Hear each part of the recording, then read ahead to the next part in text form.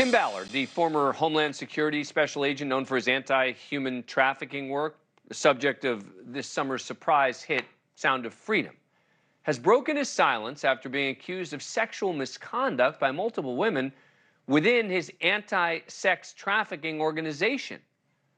Ballard left the organization Operation Underground Railroad, which he founded earlier this year after an investigation into sexual misconduct claims by 7 women.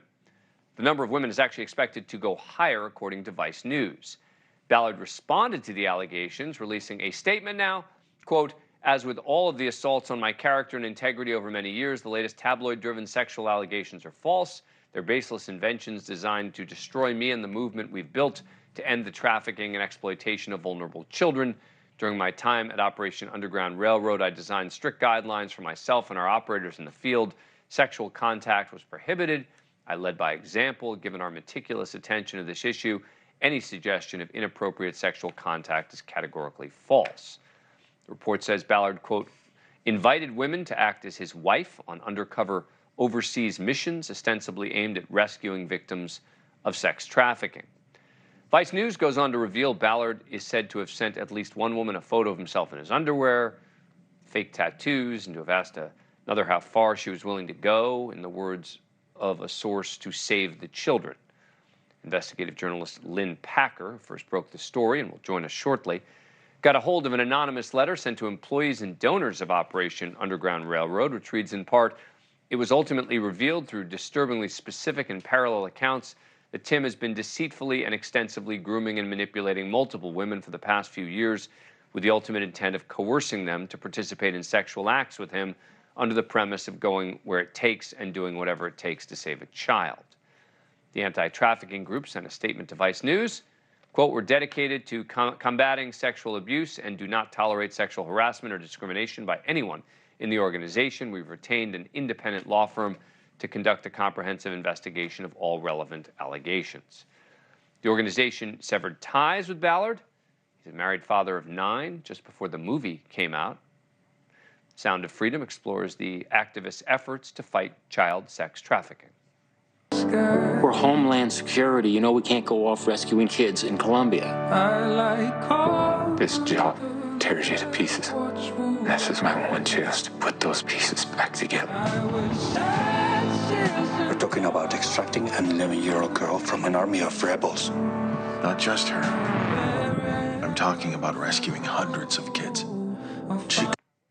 According to the press release, Ballard, who's now rumored to be launching a Senate bid, quote, saved 123 people, 55 of which were children on one mission alone. Joining me now is Lynn Packer, an award-winning investigative reporter who has been covering Tim Ballard since 2014. Thanks very much for coming on the program. Appreciate it. So Vice News reporting that the number of women making allegations expected to go higher than 7. What do we know about that? Well, that's consistent with my reporting. The number of 7, 8 women surfaced quite a long time ago, but it was not reported.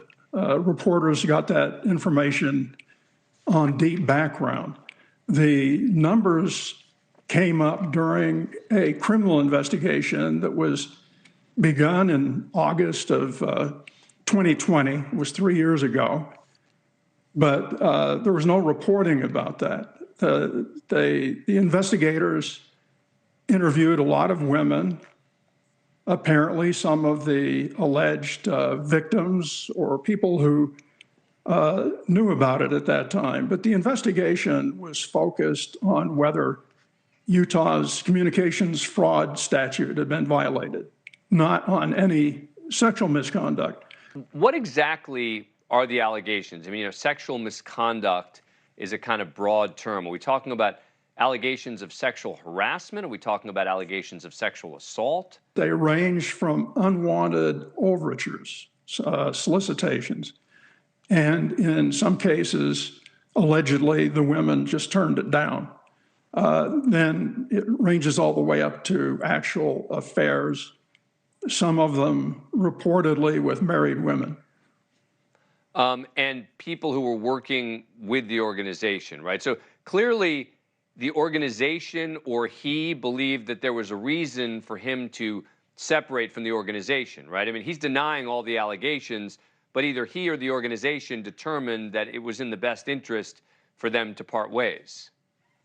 Right. I mentioned in my report is that it's always a possibility that the board erred on the side of caution, was unable to definitively prove that these allegations were true, and said, well, this is going to be hanging over our CEO, so let's force him out. What is more likely is that they were satisfied that some of these complaints were accurate. Thank you for watching. Go to newsnationnow.com to find NewsNation on your cable provider. And don't forget to click the red subscribe button below to get more of NewsNation's fact-driven, unbiased coverage.